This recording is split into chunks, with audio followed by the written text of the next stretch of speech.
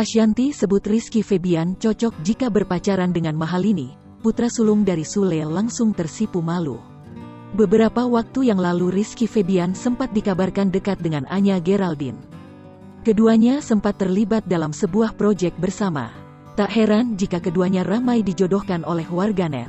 Namun seiring berjalannya waktu, baik Rizky Febian maupun Anya menegaskan jika kedekatannya hanya sebatas rekan kerja.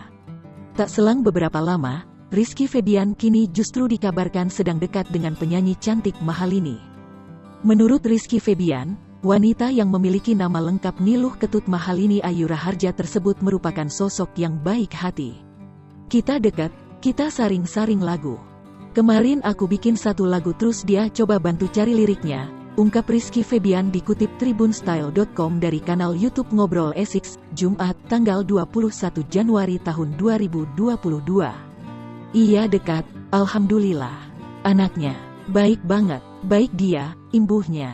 Tapi kamu cocok, sama-sama penyanyi, bisa duet bareng. Kalian kelihatan cocok, ujar Ashanty. Mendengar hal itu, Rizky Febian hanya bisa tersipu malu.